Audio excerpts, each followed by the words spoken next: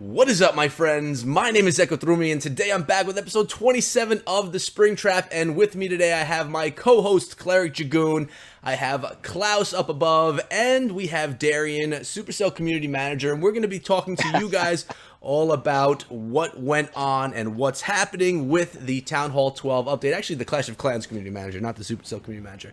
But what we're doing today, guys, is taking questions from you, from the chat. So any questions that you have, make sure you get them in. I know that a lot of you are probably going to have questions for Darian, and that's what this is all about today. So, Goon, how you doing, brother?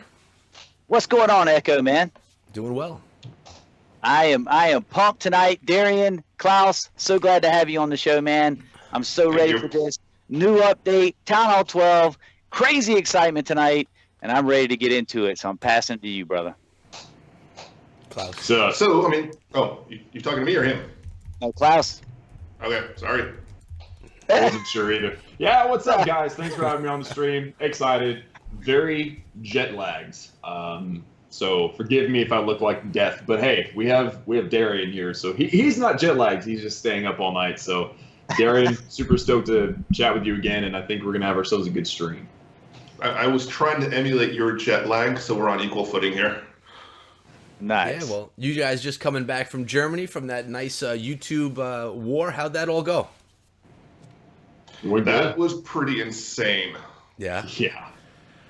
It was fun to watch some of the attacks. I know I was watching a few of my friends over there. I saw Lady B do some nice work on one of her attacks. It was cool to see. Holding it down for the New Yorkers over here. But it was a lot of fun to watch. I'm sure it was even more fun to be part of that and putting that together. And I'm sure it was pretty tiring at the same time. But Darren, you want to say anything before we start getting into the trap? Yeah, thanks for having me on. I mean, it's good to see you guys again. And, you know, Klaus is my distant tall brother across the ocean. So thank you for having me on, and I'm looking forward to hearing the questions. So let's bring them.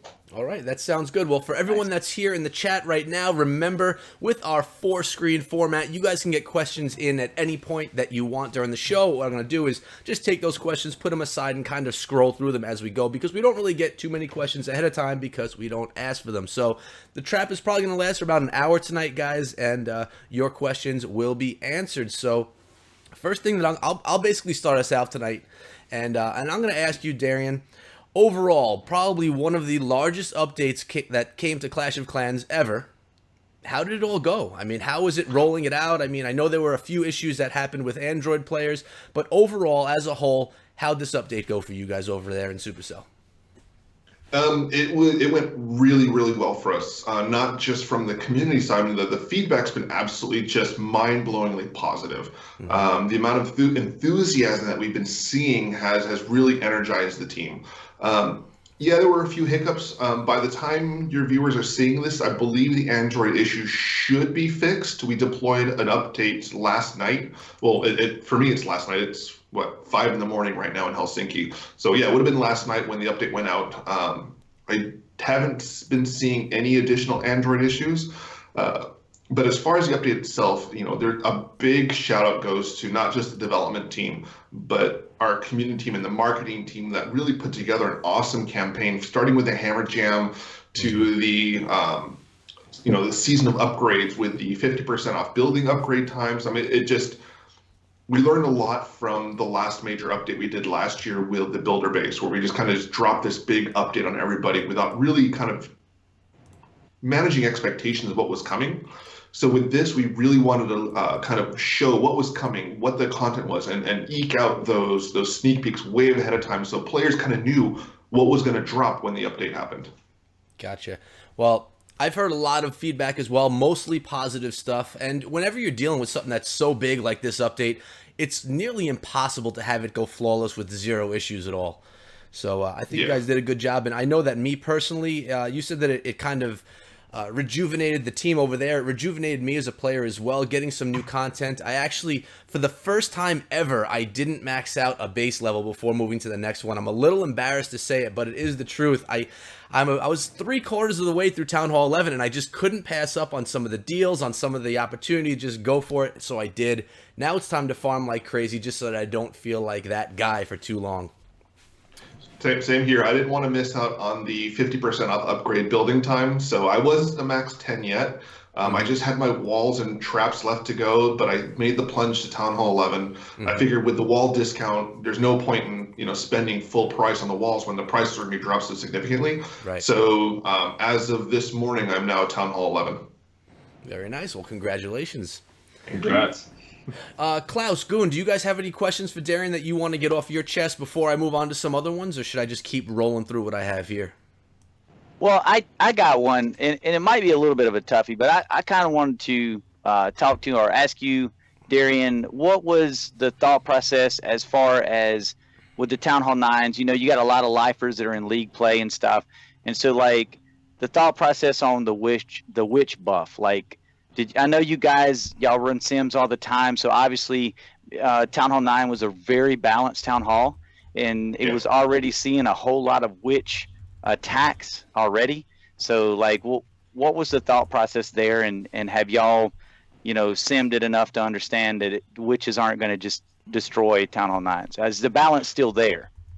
So that's kind of two different thought processes there. That there are two aspects to two different questions. With the Town Hall 9s, something that I've been saying publicly a lot is that starting back late last year around autumn, we were starting to lay down the foundations for a lot of stuff that was coming. And that included the change that we made to the matchmaking. We actually wanted to do Town Hall 12 a while back, but part of it we have to look at is, if we invest the amount of manpower into developing a new town hall, what's the number of people who are going to benefit from this? I mean, and we need to make sure that, is the amount of people upgrading Town Hall 12, but I'm not talking about financially, but I'm talking about gameplay wise, is that return of investment going to be beneficial to the game? So we had to make sure that there were enough people that were going to be upgrading to Town Hall 12 in order to make the resource investment worth it. So we started doing the clan games with the magic items so people can really start speeding up their upgrades. And we were really pushing to try to get people to upgrade, because we saw that, Town Hall 9 and 10 is where the largest number of players resided. The most hardcore ones were around Town Hall 10, high 10s, mid 11s, high 11s, the CWL League, stuff like that. Right. But the majority of the player base were at 9. So we wanted to find a way to motivate them to get out of that comfort zone, because 9 is a fun place to be at. So what can we do to, make that fun translate to higher levels? Right. So that's why we sped up the upgrades with the magic items, and we did a lot of rebalancing. But when it comes to the witches, so part of that was a consistency issue, that the range damage was a little bit low, and that relied on too much on the skeletons for consistent damage. And so we wanted to kind of regulate and standardize how many witches came out across, or how many skeletons came out at all levels. That way we can focus on how much damage the witch was doing. Now, the idea was to give witches a slight buff in that regard, so that way they're a little more viable at Town Hall 10, Town Hall 11s, and possibly maybe later at Town Hall 12. It wasn't really designed to disrupt 9s, but the idea was if 9s were going to 10, or if we were motivating 9s to go to 10, and they want to still use witches, well, with that little buff, they were still an attractive troop, since it's something that they were already comfortable and familiar with. So it's kind of a nice stepping stone. Right. And I'll tell you this, as far as you were talking about the balance changes and stuff, what you guys did for Town Hall 10 has been amazing. I will say that. As a career 9, I do have an 11, but I have a couple of 9s that are in league play or were. That the changes you made to Town Hall 10 have been amazing. Even as a content creator, I mean, being able, like the diversity right now at Town Hall 10 has been pretty impressive. Well, what changes do you like about it? Well, I like the fact that people are able to 3-star now with multiple type strategies. You can go in with like a conventional attack now at Town Hall 10 instead of everything having a queen walk. I mean, pretty much in the old days, man, it was really like Queen Walk Laloon was really the Achilles heel of Town Hall 10. But after that, I mean, hogs, it was a little bit sketchy to eke out a hog attack. But now you can go conventional, you can go Queen Walk, you can go hogs, you can go loons. I mean, you can go bow witch, whatever you want to do. I mean, it's all there now. I mean, there's literally like there's a diversity now at Town Hall 10 that wasn't there before And that. you got the update. siege machines now. Yeah, true. Yeah, I actually just recorded a video tonight about old strategies now using the siege machine, and it's so much fun. That's actually my favorite part of this update. Is, I mean, a lot of people say, you know, the Electro Dragon or the Town Hall 12, but that siege machine is changing the game, not only for a new Town Hall level, but multiple levels. It's exciting because even Town Hall, I believe Town Hall 9s can get them donated, correct? Or is it 10, 11, and 12? 10, 11, and 12. 11, and 12. So for 3 Town Hall levels, we're going to see huge changes, which is going to directly carry over to competitive war. It's just a lot of fun. So yeah, in that video, 3 different attacks utilizing it that it really seems to just enhance attacks. I love it. That's probably my favorite thing, although I was going to save that for later on in the stream. Figured I'd just jump it in there now. It was definitely the most meta-changing introduction to the game. Oh yeah, for sure. I agree. Klaus, do you have anything that you want to ask, or should I move on to the list? I think the word I used for the siege machine was it's going to revolutionize the way attacking is done.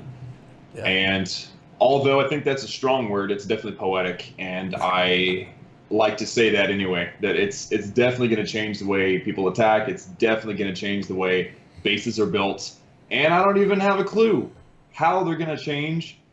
I'm not that smart, but I'm looking forward to seeing what, you know, hardcore war guys are going to be able to pull off. So I'm excited about it, you know? I'm telling you, I don't want to give anything away, but I saw some stuff today, like the siege machine. It's supposed to go in and take out the town hall and kind of take everything out in its path to get to the town hall. I have already, in the war that I was looking at today and kind of grabbing stuff from, I have already seen people doing crazy things with the siege machine, kind of not even along the lines of what I believe it was intended for. So I'll leave that as a secret that you guys can check out later on, but really exciting stuff, and I was excited to see it. So well, let me add something that really quick in that one of the things that we noticed when it came from Town Hall 9 to 10 to 11, and this is something that we've talked about in the past, is the difficulty level. Going from 9 to 10 is a huge paradigm shift in how you play the game. The level of success from going from 9 to 10, because you're dealing with Inferno towers, and it's a daunting, intimidating step to go from 9 to 10. And then from 10 to 11 is even more difficult, not only just with the time commitment for the upgrades, but just the difficulty of, you know, dealing with Infernos and Eagle artillery. So that's one of the reasons why people stuck at Town Hall 9. So with the introduction of siege machines, it also does lower that barrier a bit for more successful attacks. For example, one of the things that I found is that I can much more, not successfully, but enjoyably attack Town Hall 11s. And so what I do is I fill my battle blimp with Valkyries as it's heading towards the town hall, drop it on top of the Eagle artillery, manually deploy them, and I've got a nuke squad with a bunch of raged and cloned Valkyries taking out the Eagle artillery, and that lets me just deploy my troops as I need to from there. Yeah, that's exactly the thing right there. You don't have to go for that town hall. You can drop those things wherever you want. Right. It's just cool. It's just a nice. It's really. I mean, there's not endless possibilities, but there are a ton of possibilities between where you deploy it, what you're going after, which siege machine you're using, and what troops are inside, and what spells you bring to support those troops. So it's cool. Hey, all I'm going to say is content creators, get your names ready, because there's going to be some new attacks coming out. You know, get those snazzy names ready right now. Get the first one's on it. The first one's on it, man. You get to name it. You get to name it. Let's go. That's true. All right, let's get to another question. I've seen it a bunch in the chat, and I actually have it on my phone here from El Coy, asking Darian, what was the idea behind the new colors? So I guess what he's trying to say is always before the colors of everything kind of matched the Town Hall. So Town Hall 11, most of the things had some white and red in them. And he's specifically mentioning the green over the Archer Towers, the pink Expos. He said, what was the idea behind all that stuff? You know, we just threw colors on the wall and just whatever stuck is what worked. No, there was some intention behind it. So going from 9 to 10, you know, you went from that dark slate black gray to that volcanic red, and then from Town Hall 10 to 11, you went from volcanic red to, or lava red, to that bright pristine white with a bunch of spikes all over it. And when we were designing Town Hall 12, we knew that we wanted to go with electricity theme. We internally called the Town Hall 12 the shooty Town Hall because it shoots. And that was our internal project name for it, Shooty Town Hall. We don't come up with crazy advanced names. We're very simple people.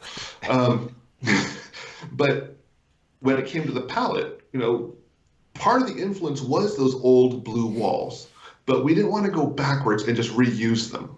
So, and also, we didn't want to go more bright and more, extravagant colors. Like we didn't want to make it more spikes, more chains, more lava, more glow or anything.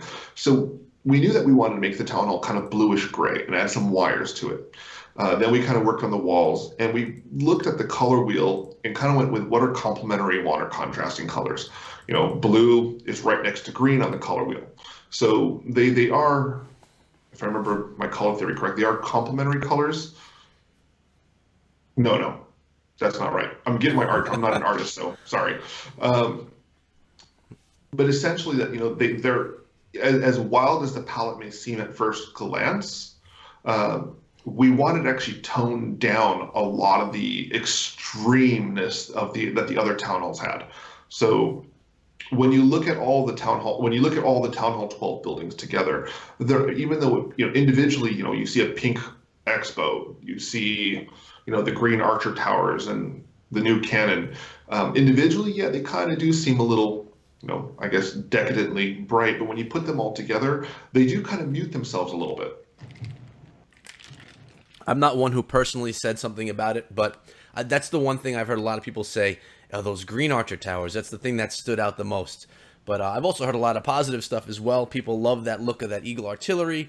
I personally love the wall. I know a lot of people wanted to see those electric walls back, but to be honest, these ones match really nicely. They have that elegant but, massive look to them. I don't know. I love the look of everything. It looks great. Let's move on to our next question. This one is from the chat right here. It says, why not make engineers use all buildings for war or they can't be in the war? Now, I know that you guys... Yeah. Go ahead. I mean, I know you guys said that people have to drop all of the defenses before they can go to the next town hall level. But this question and what I've also heard people asking is people that are already a town hall 11 with one cannon. I guess people are asking, why not just keep them from warring? So, tough question. I'm trying to say this in the most polite way possible. We don't want to limit. I don't want to say limit. There are restrictions, but we still want people to be able to enjoy those aspects of the game. We're just closing a lot of those loopholes now, and part of the loophole that got closed that if they want to enjoy higher level content, well, they've got to drop everything. So either they're going to miss out on higher level stuff or they're going to upgrade.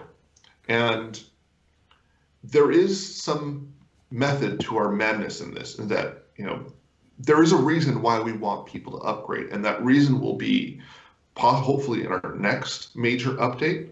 And that's a little hint of something to come.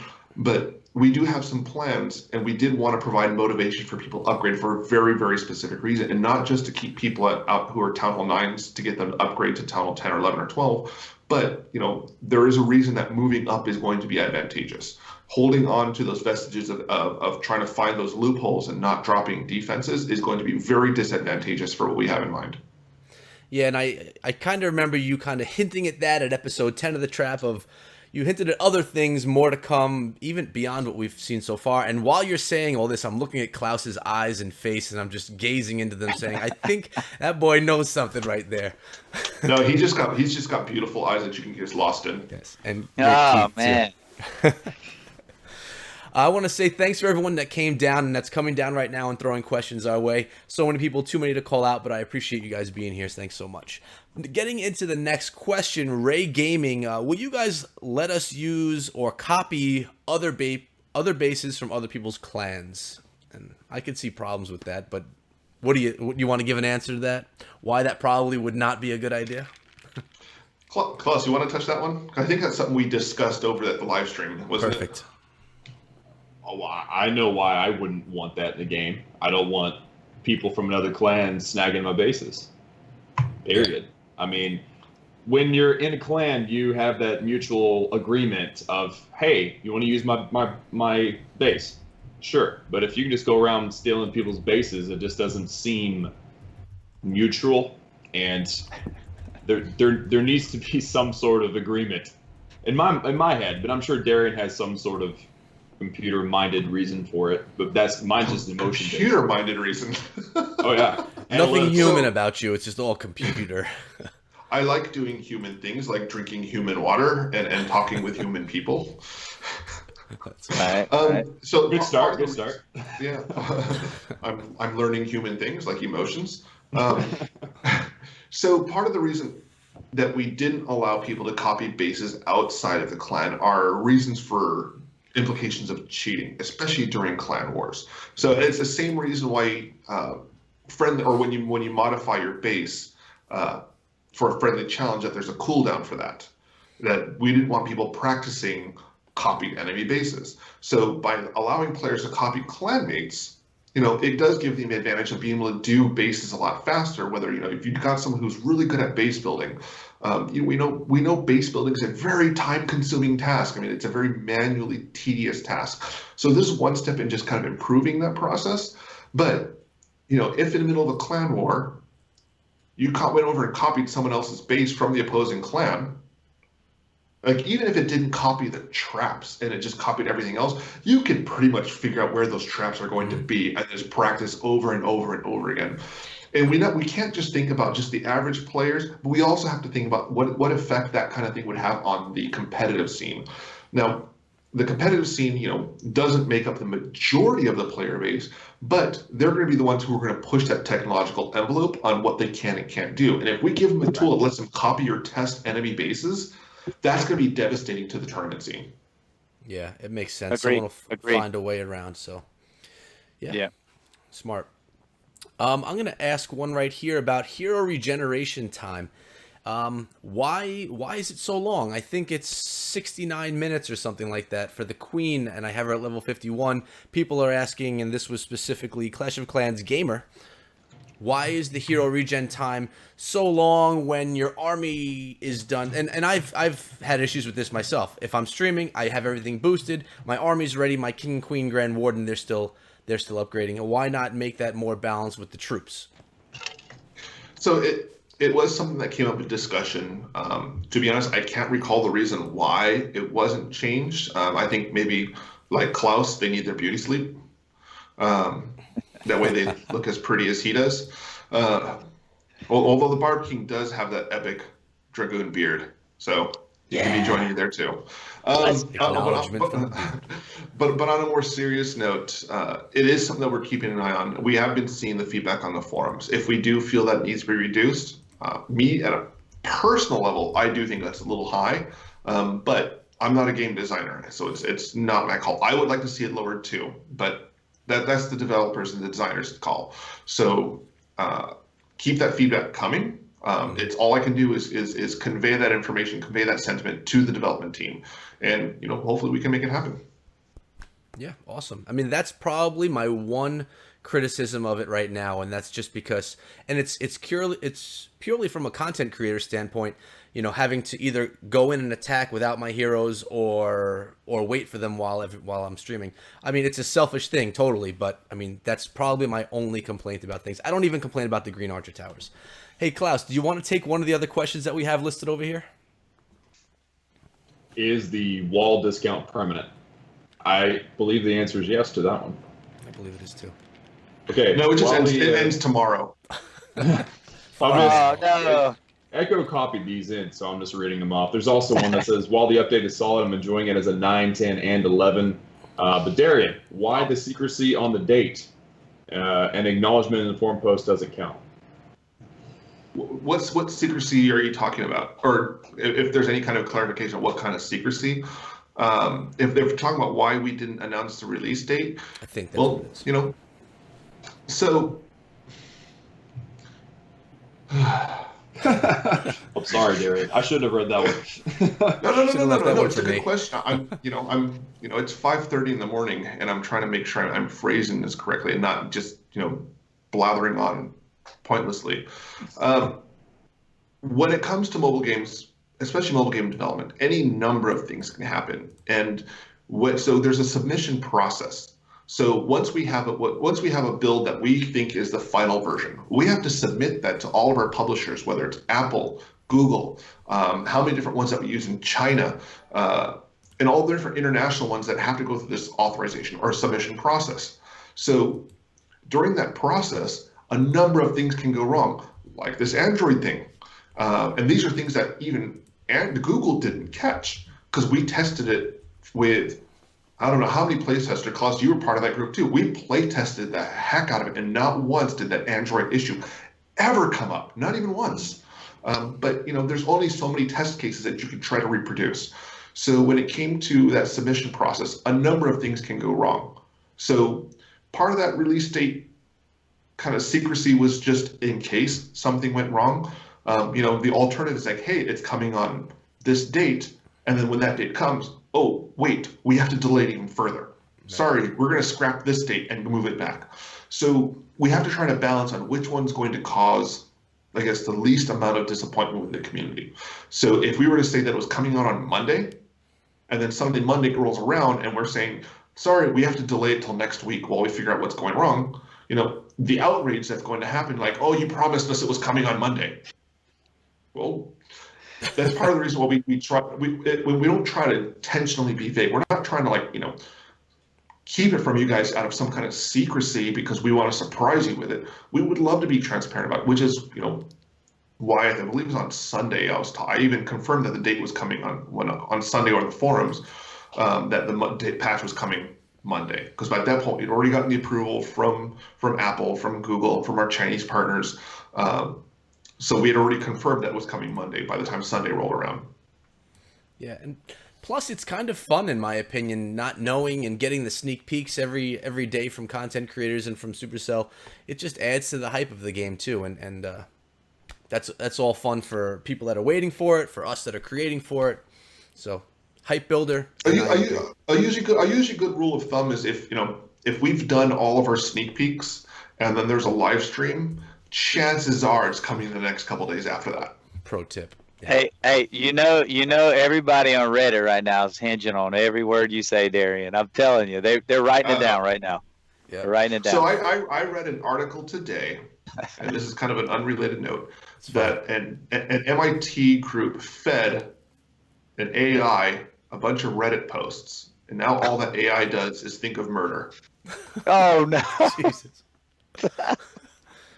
Don't be scared, Klaus. Oh man! I love you guys on Reddit. I love you. Hey, I tell you what, though, I think one of the things from the last show that was positive is people realizing how much you guys pay attention to the Reddit and the forums suggestion boxes, like ideas. I think that was really good to get that out there to the masses and let them know, hey, guys, we're reading it. We don't respond, but we're reading it. So that was a good example of that came, I believe it came from Reddit, was the change to the Magic Item UI to be much more square shaped instead of a straight bar. We saw that on Reddit. So that was an idea that came directly from Reddit. And we do see a lot of those ideas, but not all of them can be implemented when we want them. Right. But the name change is a good example of one that came directly from the community, and a lot of those updates did. The discount on walls was one that came directly from the community. The Clan Castle Sleep was another one. So and we're going to do more. We're going to plan more. So this, I mean, a lot of people are asking, like, how come we didn't do more quality of life changes? Well, it's not the last update we're doing. Right. We have a limited amount of time to get a number of changes into the game, and still make a deadline that we have with our publishers. I don't know. I think you did a lot with quality of life changes. Yeah. Taking the base, like now, if you have a CWL clan that has a base building team, they could just be there pounding out bases, and you could just copy them over onto your, to your clan mates and be ready for a CWL war. I mean, that's a huge quality of life change right there alone. Yeah. So I disagree. So another thing to think about that with the challenge of implementing quality of life changes is that some of the features in the game have been there since day one. So if you want to look at it this way, like I said, I'm not a programmer, but is it easier to just add a new feature on top of the game, or is it possibly more challenging to take an existing feature, dig through the code to find how many systems it interacts with, try to modify all of that into what you want to do, and then make sure it doesn't break all the things that it was attached to before. So that's part of the challenge. Yeah, that's part of the challenge implementing quality of life changes, is just making sure that, all the systems that it's tied to don't get affected, especially because, with something like a name change, it's not just a matter of, does it look different on your screen, but we have to look at, how is it going to affect our player support team and all the tools that we have tied to players' names and player account information, player logs, player chats. We have to look at all those systems and make sure that, we have to test that. Is this not going to break that? Yeah, and it's better to build deeper into the code anyway. It makes for a more sturdy and stable game, correct? At least that's what I understand from coding stuff. I'll leave it to the coders to answer that one. Yeah. Next spring trap. We have one coming in from Flashback, who's actually the recruiter for the whole Circle of Clans and Family Circle. So a little plug right there. It says the Queen's AI is still a little sketchy or wonky. I added wonky in there myself. Any thought of improving her line of sight and stop her from hitting the walls in weird places? This has been something that's been forever. People have said, the Queen, she's pounding on the wall. So what you can't see with the Queen is her eyes actually go two different directions. Yeah. We haven't touched AI since what we call the rule of 3 changed to the rule of 5, and we changed back to the rule of 3. We may look at the AI in the future to make some improvements. Yeah, it's not perfect. We know that the Queen does some wonky stuff. We know that some of the troops do wonky stuff on occasion. It's not the majority of attacks, but it does happen every now and then. And when you have systems with AI behaviors, it's bound to happen now and then. Especially when you have a unit that's trying to target two different things on screen. It may look like this may be the more obvious target, but based on the calculations that the AI has to do, it actually may be that another target looks less obvious, maybe the one causing the most threat, or maybe the more likely that if it were to be able to destroy that, it would provide better pathing for that character. So there's so many different calculations that each unit has to do, and maybe every now and then one of them goes wonky. But we would like to refactor the AI and take a look and make sure it's improved and a little more efficient. When that'll happen, I don't know. Okay.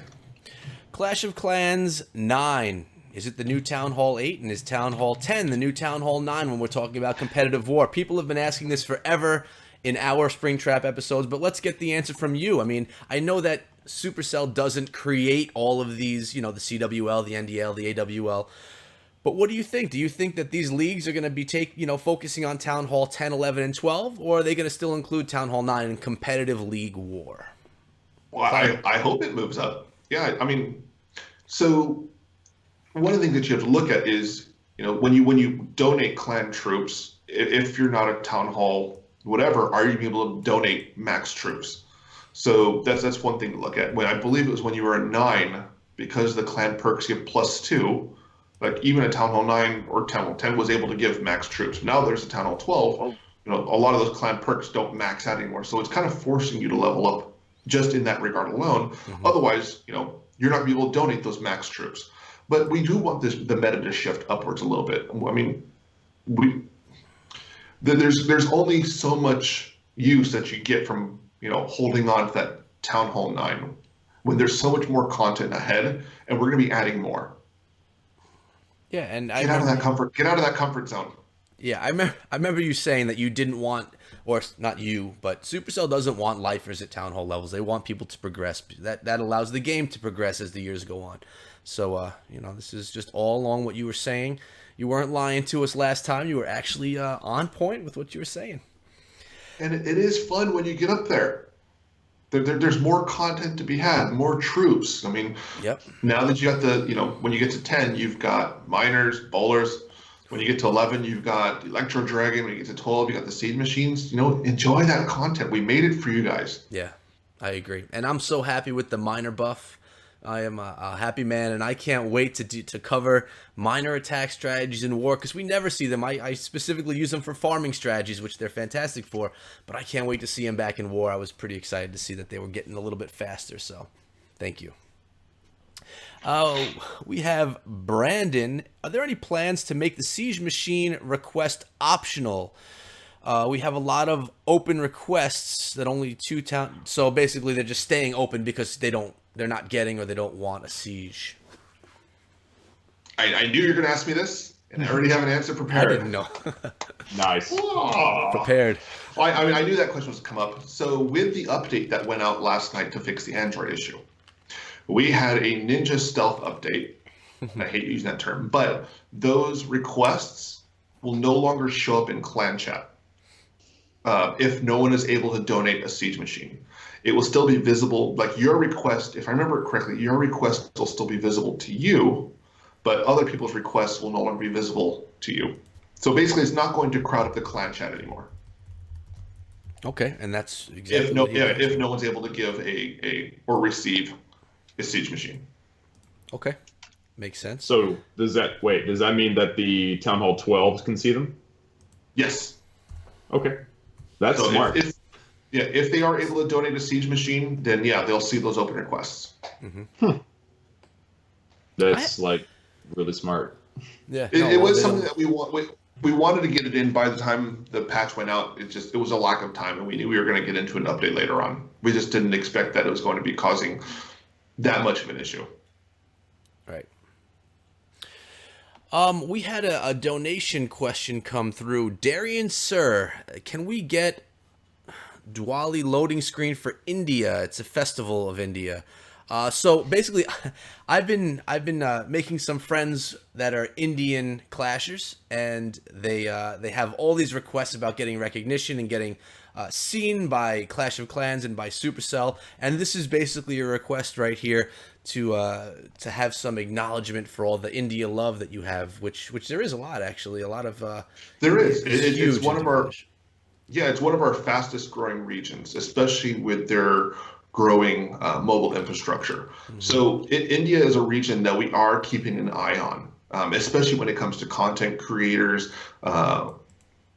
That's another common request that we get is why don't we feature any content creators from a particular region? Is one, when it comes to seasonal content or content creators, when we don't really look at what region can we represent. We go with what is going to be more globally relevant. So for example, when it comes to Christmas, like even if you don't celebrate Christmas, it is a season that you recognize and that you're familiar with. New Year's, that's another global one that people are familiar with. Halloween, it's even if you don't practice it in your own country, it is one that does resonate around the world a bit. I mean, you're familiar with the costumes and the scary masks and stuff like that. So we do try to keep it as globally open as possible. However, given that so many regions are starting to grow, I would like to see more international content featured in the game. Do we have any plans for it right now? No, but it is something that we'd like to see. Okay, cool. And I can speak for the people that have been asking me. They're going to be happy to at least get an answer because they've been asking me all the time. Can you, send a message over to Supercell and ask them why are Indian content creators not being promoted? So you answered their question, whether it's the answer that they want or not. You answered it, so at least they could put that to rest for now, which is good. Well, when it comes to content creators, and this is something that I get asked a lot, probably a good 30 to 40 times a day, is why don't we feature content creators from this country or that country? And the answer is we don't look at it by country. So I don't know how KLAUS got on there. He's kind of a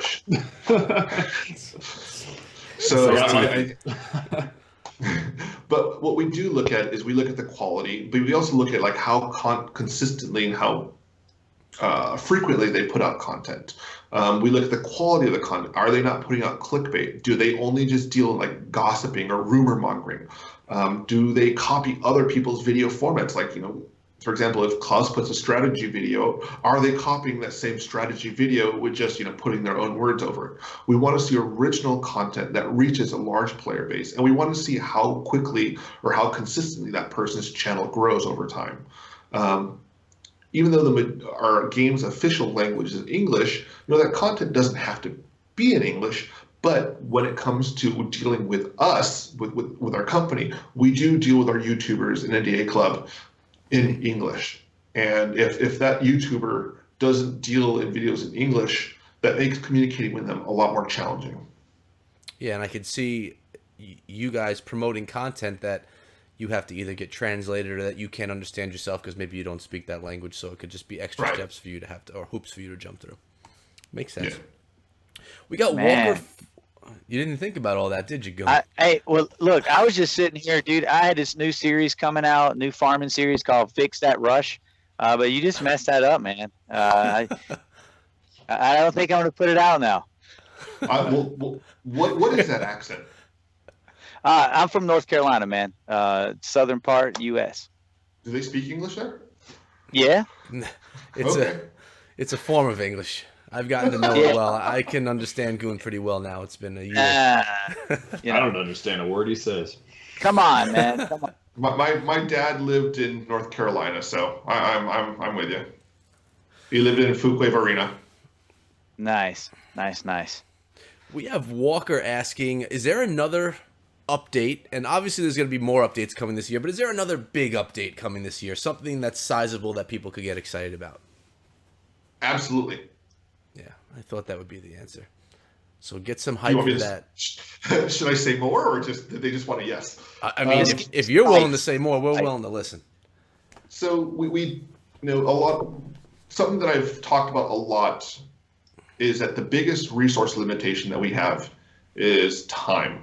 So the Clash of Clans team is the largest that it's ever been. I want to say we've got almost 20 some odd people on the team now, and that's nearly double from when I first started. And we've got people working on different aspects of the game, new features, things like that. But at the end of the day, there's only so many hours in the day that you can get so much work done. Mm-hmm. So we would like there are hopefully one major update that we have for the rest of this year, maybe another one if we can get it all in. So we do have something big planned. And again, this is alluding to why we wanted to get everybody to upgrade. So we do have something big planned for that. And I think it's pretty exciting. We'll have to see. That is exciting. Just hearing about it again is exciting because I do remember the discussion about it last time. Klaus, I think let's focus on one. I mean, we just got Town Hall 12 out. Yes, that's at the focus. One thing at a time. Yep, understood. Klaus, you have a question? Yeah. I saw Kirsten ask this question too, or mention a question from above in the chat that I could not find it. So I'm going to give Kirsten the credit for this one, but it's something that I think a lot of people would love in the game. Darian, has it ever been brought up, the ability to move the unique obstacles on the outside of our rings of our bases? Because it would be amazing. I'll pay gems for that. I have one Christmas tree that's not on the border. I need it to be on the border. I can't delete it. It's messing up my base designing. It is a magic item we'd like to introduce in the future. Nice. So the ability to move obstacles. So it's something that we've been looking at for a while. It's on our to-do list. I don't have a date for it, but it is something that we've been looking at. I mean, it seems like if you were to try to program something like that, it would not be easy. So it makes sense that it would take a while, and it's not very important, but it would be super cool to have. It is on our wish list to do. It's awesome. For those those long-term clashers that just didn't get the proper spawn they wanted, and it would that'll be cool. I'd never even thought of that before. Thank you, Kirsten, for that question. Made me happy.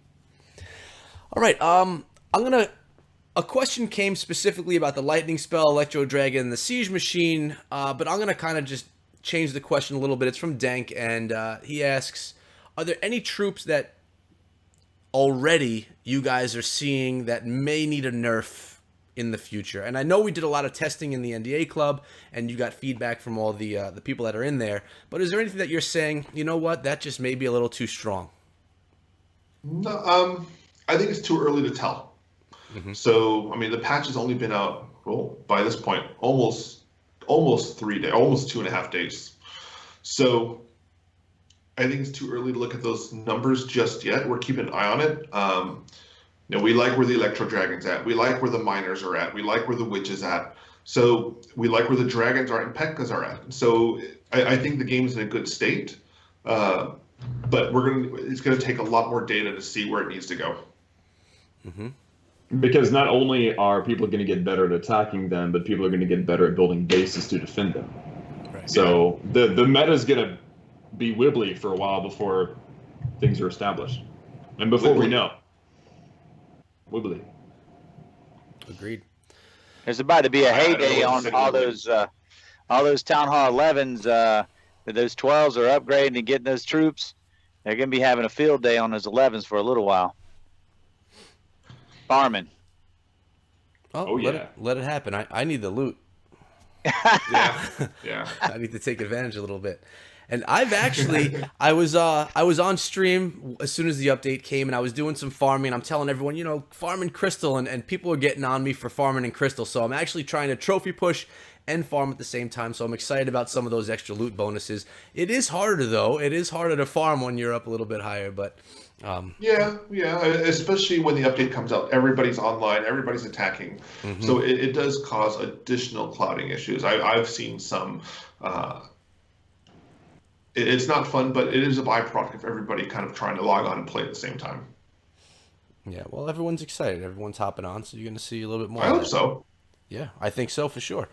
I'm sure you could see numbers somewhere showing you statistics, and I'm sure they look good.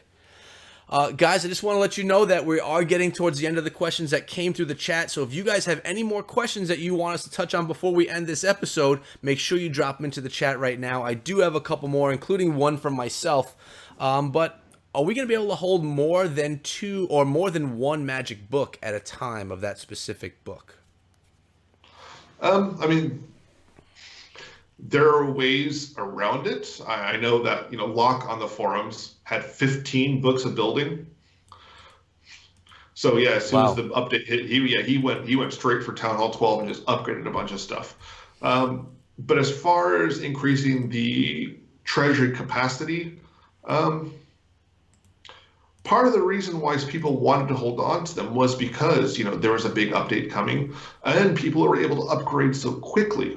Now that those have passed, that pace is slowed back down a little bit. So we have to look at it under normal circumstances on, do people really need to hold more, or are they using them as soon as we get them?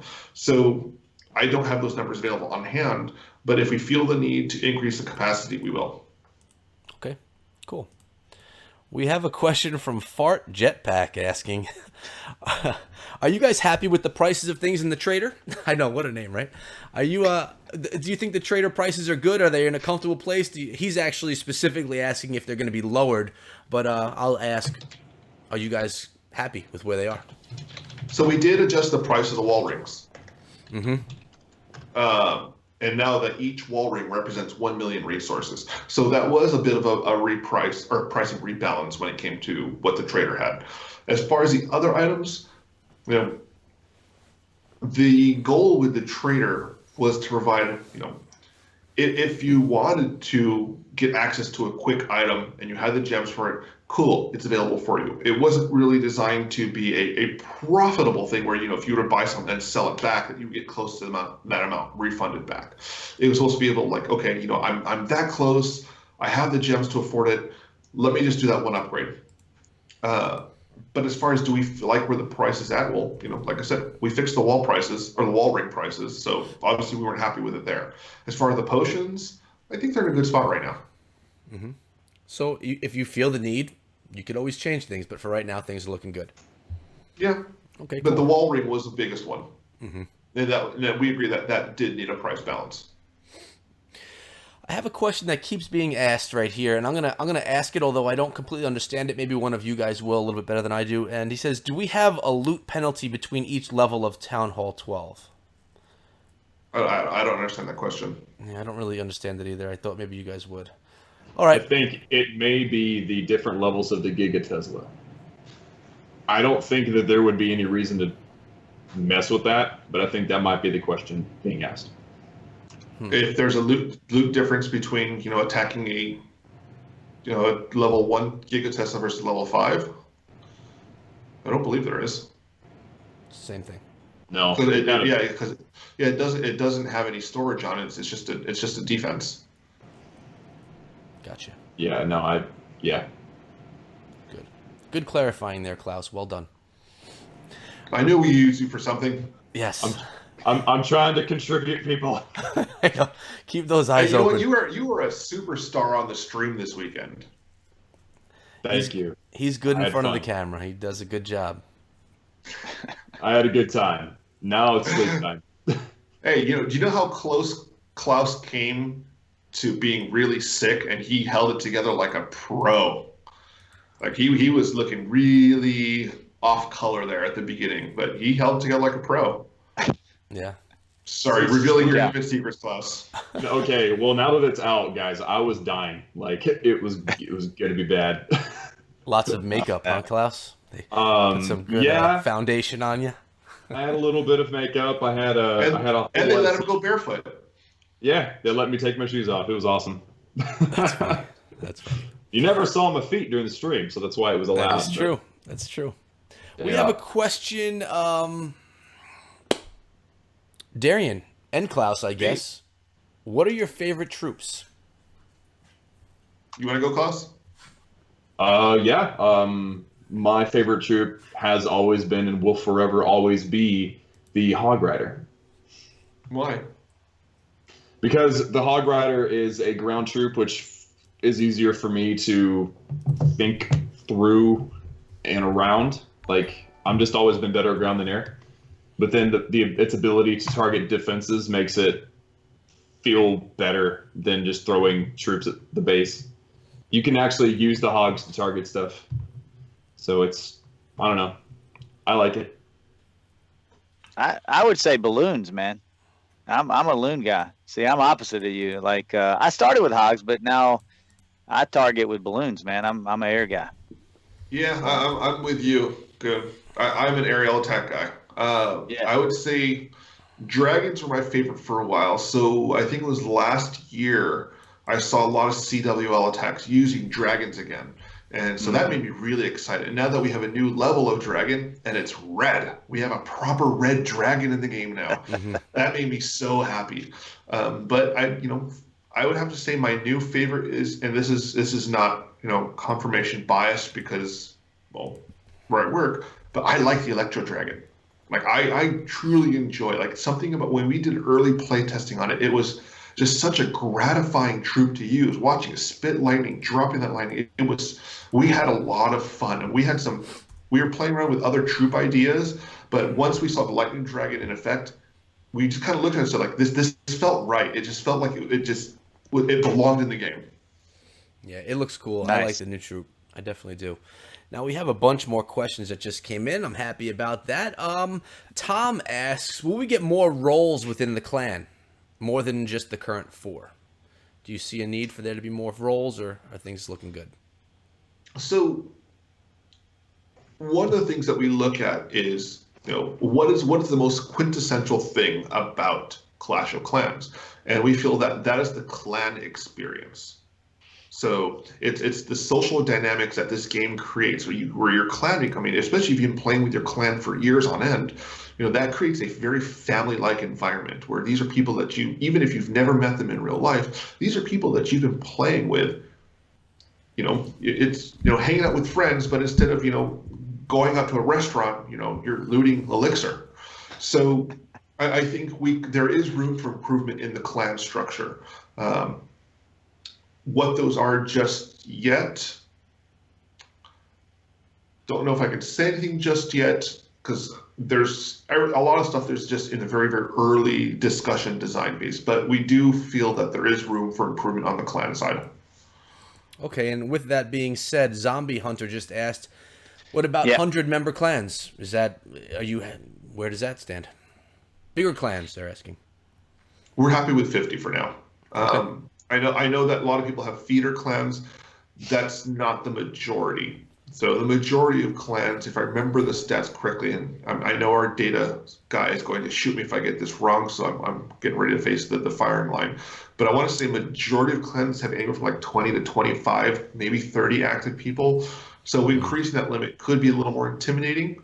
On top of that, it would, if I remember correctly, if we increase the size to 100, that would be incentive for higher level clans to get people in them, and it would be very disincentivizing for smaller and lower level clans. So we kind of want to strike a good balance there. Okay. Well, I love this question. And I think we did talk about it. It was possibly on episode 10 with you, or maybe Goon and I just had this discussion. I don't really recall. But Brian Russell asks, will we ever have a Clash of Clans 2, or will progression just continue through the original Clash of Clans? So there's a double-edged sword to that. So let's say if we did a Clash of Clans 2, does that mean we just stop working on Clash of Clans 1? Mm-hmm. Because if that means if we do a Clash of Clans 2, that cannibalizes the amount of people leaving Clash of Clans 1. So what would be the point of continuing development of Clash of Clans 1? Agreed. Especially if people already love that game. We could add improvements to Clash of Clans without the need for making a separate game for it. Agree with that. I like that too. I prefer.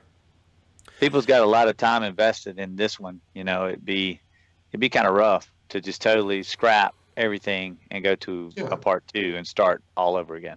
Yeah. And even if we did a part 2, I mean, do we? Let's say we did allow people to transfer their current level to the new whatever game. Then what would be the point? Why don't we just incorporate the new content from the new game into the original one, where there's updated graphics, updated mechanics? So I think it's much more advantageous for us to just keep making more content than making an entire new game that's a sequel to a game that's already big. Yeah, I agree. I love that answer because I would hate to see Clash of Clans 1 die to a Clash of Clans 2. I'd much rather just continue growing. So, and like you said, would you play both? Why would you play both? No, yeah. If it's the same game, just different levels. I mean, why would you play both? I mean, if people say, people might say, oh well, we're at Town Hall 15. It's going to take new players years to get that high. You could make incentive for people to kind of just fly through the initial Town Hall levels, just to kind of get them to a more competitive stage, if that's something that was even wanted. Anything's a possibility. Kind of like we did with the Hammer Jam to get people to upgrade. Which I loved. I took full advantage of the Hammer Jam. Thank you for that. I was so sad when it was over. I'm like, no, 14 days again. What is this? Okay, we got one coming. This is a question. This is actually a great suggestion for an update. I've heard it before. And War, is there a possibility that people don't have to train troops for friendly challenges, so they can just basically create an army? It doesn't cost them anything. They just kind of put together an army and can go into a friendly challenge with it rather than have to train it up. Kind of like a pre-saved army list? Kind of like in Clash Royale, you just choose your deck and then you could play with your deck. You could kind of choose your army from a menu and then just do it for friendly challenges so you could try out new things rather than having to cook everything.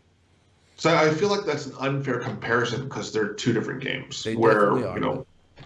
So one is building an army, and building an army is part of that process. So if we gave away free armies, I hate to use giving away free armies, but if you already had a pre-built army set to go, why would you ever use other attacks other than just those friendly challenges? Since that's the faster way to go. So I think we have to look beyond on not just what advantages that you'd get from it, but what disadvantages would it cause the actual game environment itself. And if you had, let's say, a very active 50-person clan, like even if you just did friendly challenges where you had a pre-built army over and over again, look at the competitive scene. How quickly could they do these challenges over and over and over again with already a pre-built list? Swap out another list. Let's do another one. Swap out another list. Let's do another one. So we have to look at, how are they cycling through lists, or what kind of advantage this is providing to not just the players, but the competitive war scene. Okay. So you're not a fan of it? It would have to be, I don't want to say I'm not a fan, but it's all about implementation. Mm-hmm. Okay. But again, I'm not a designer. Right. So. You're just the pretty face in the front door, right? I am the face. I don't know if it's pretty. All right, well, I'm gonna kind of sum things up and close things out a little bit because we are getting a bunch of questions and some of them are repeats. And I want to tell you guys that if I'm not getting to your questions, it's most likely because we discussed it and talked about it earlier in the show. And this is always going to be able to be in the playlist. You guys could watch it back to get the answers to a lot of that stuff. But I do have a couple more, including one from myself, which I think might be a tough one, but that's part of the fun. Thank you, Medieval Texan. What do we have here? Oh, Builders Base Wars. Is that anywhere in the future? Has it been part of discussion? So we're not done with Builder Base. So even though Builder Base or Builder Hall 8 was the last update we did, we do have content that we're going to make for it. So what form that is, and this kind of goes back to one of the things that's missing from Builder Base is clan interaction.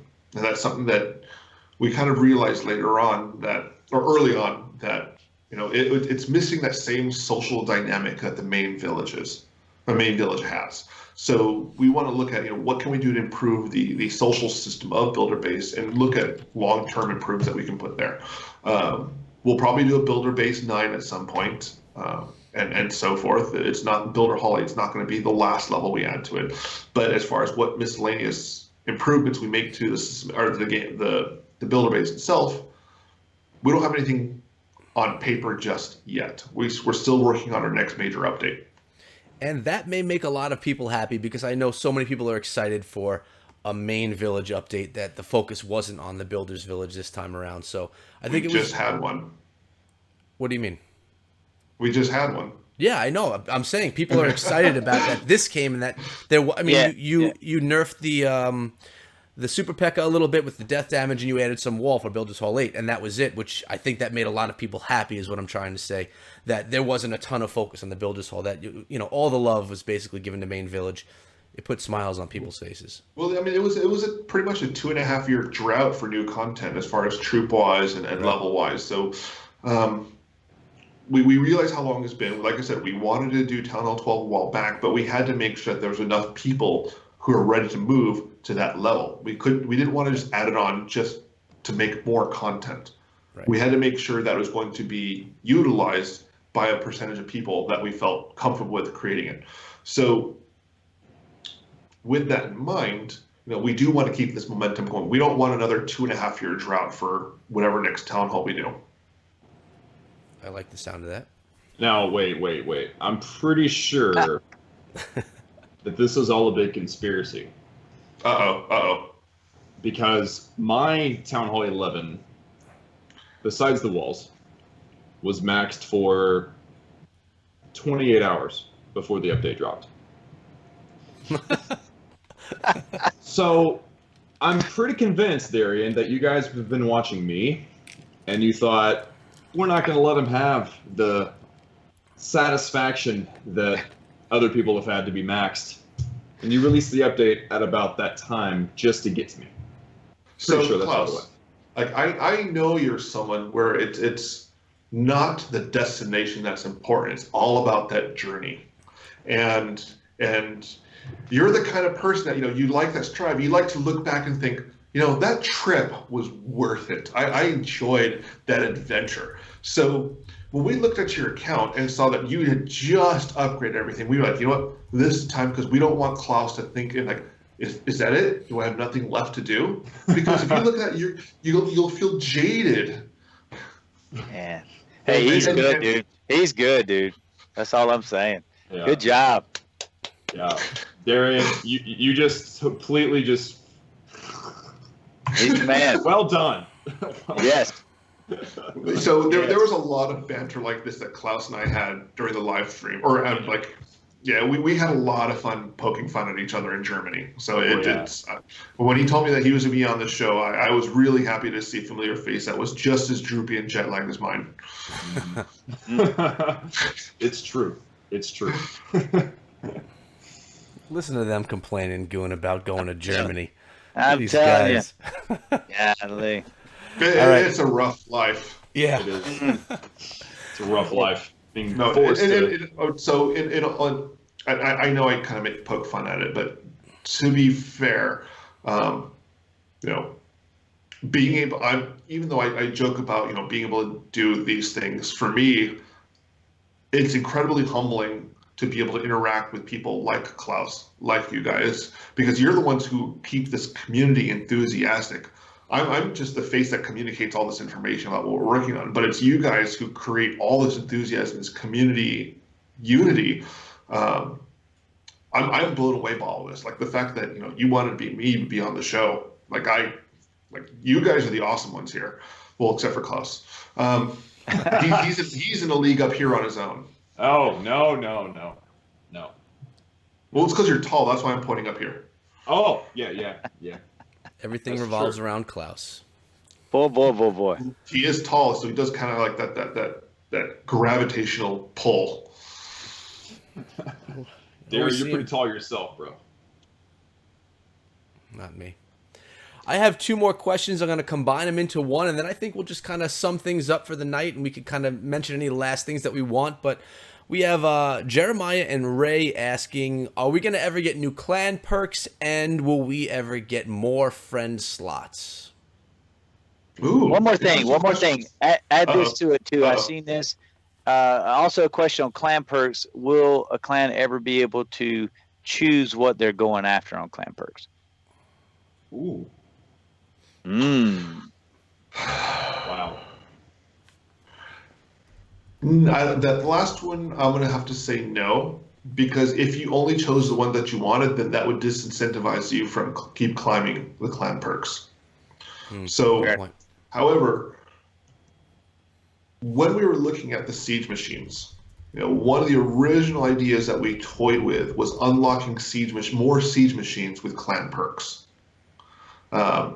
And it's something that we've talked about in the past, that it would have been cool that the more clan perks you unlock, the more siege machines you were able to gain access to, and different unique ones that were not available right from the launch. But we felt that was too limiting for players who are in smaller, lower level clans who just may not have the numbers or have the, I guess, ability to progress through those higher clan levels and clan perks. We do see that there is a drought of clan perks once you get to that max level. After that, it's just numbers after that. It is something that we want to look at. Like I said, the biggest resource limitation we have is time. So we have a huge wish list of things that we'd like to address in quality of life improvements. Clan perks, if we do add them, they have to make sense. We don't want to just add more, more resource bonuses, more troop level bonuses, more of this, because we have to look at what kind of effects it's going to have on the landscape. And it's something that we want to make sure that it makes sense and it affects the game positively and doesn't, I guess, cause too many issues. Right. There's another part to that question, apart from the clan perks. What was the other one? We had the friend slots. Oh, friend slots. Are you talking about the friend, like the social friends list? Yes.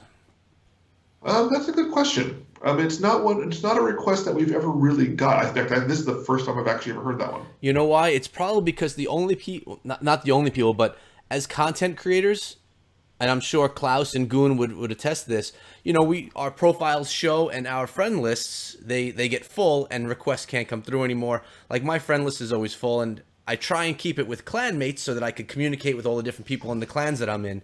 But you get a lot of people that watch our videos and stuff. So really, it's probably an issue unique to people that are in the public eye, probably YouTube people for the most part. And that's probably why you haven't heard too much about it. But Klaus, you're full. I'm assuming you're friends with. I just have no friends. I'll be your friend. I'll remove somebody to be your friend, Darren. Yeah, me too. Yeah. All right, well, guys, we have had a couple more questions come in, but I think it's about time that we let Klaus and Darian get to sleep because of their travels.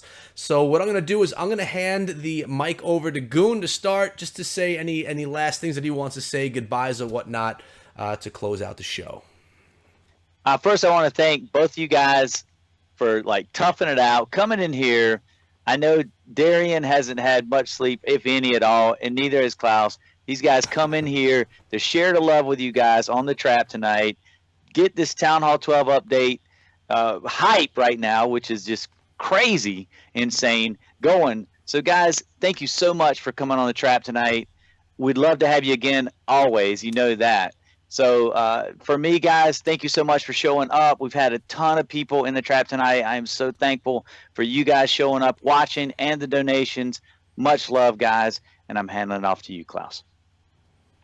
Well, first of all, thanks for having me on the show. Whenever you Echo messaged me, he's like, hey, Tuesday night, Echo, Goon, Darian, Klaus, let's do this. And I'm like, I'm pretty sure that's the day after I get back.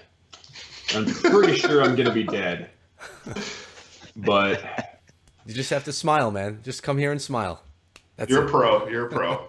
Well, it He's was the man. beneficial. It was beneficial because I was able to sleep in today and rest a lot and stuff. So yeah, no, it was totally worth it. I might not have been as energetic and talkative as normal, but that's okay because there's 3 other guys in this group. So I had a blast. Thanks for having me and for at least giving me a day at home before asking me on. You could have done it last night, man. Yeah. Again, it was all about you, Klaus. Everything is about you. Town Hall 12 upgrade, the dates of the trap. It just revolves around Klaus World. It's a weird coincidence, but I don't believe anything you're saying. So okay. I'm just gonna pass it on to Darian. We love you guys, and special shout out to all the people in the chat right now that are going nuts. Yes, just chatting. Darian, the mic is yours. It's always a pleasure and honor to be on your guys' show. Even though your judgment is questionable with Klaus on the show. No. I like making fun of him because he's one of my favorite people in the Clash community. He brings a really great amount of energy to the streams, and even his videos are just you get sucked into that deep, sultry, sonorous voice. But Good and Echo, you guys are awesome. It's the second time I've been on your show. It's been a lot of blast. But to the community, to your viewers, and to the Clash of Clans community, thank you guys for showing so much enthusiasm for Town Hall 12. We were genuinely humbled by the amount of just support and enthusiasm that we've seen from the players. So, putting together content like this, it's something that we do as our passion, and it really. It makes us so happy just to see that same passion reflected back at us, and we've been incredibly humbled by it. So thank you guys. Well, it was a pleasure to have both of you guys on the show, and like Goon said, you're welcome back whenever you guys want to come on. And for everyone that is here with the trap, you guys make the spring trap, guys, because without your questions, we just sit here and stare at Klaus, which is why we like to have him on the show. So thank you guys so much for coming through and supporting the trap on a weekly basis. This was always, obviously an exciting episode because we get to talk about all the things that we were excited to grab with the new update. So Darian, thank you for coming on. Klaus, thanks for being here supporting again. Goon, thanks for being my co-host, man. You always do a great job, and that beard is luscious. And guys, that's been it for episode 27 of The Trap. If you think your question wasn't answered, watch it back because we definitely hit on a lot of questions tonight, and it probably was. So that's been it for tonight, guys. Thanks so much for coming through, and thank you guys all for being here with me on The Trap. I'll see all you guys back here again tomorrow, as will Darian, Klaus, and Goon. And until then, be good. I'll be good at it. There we go.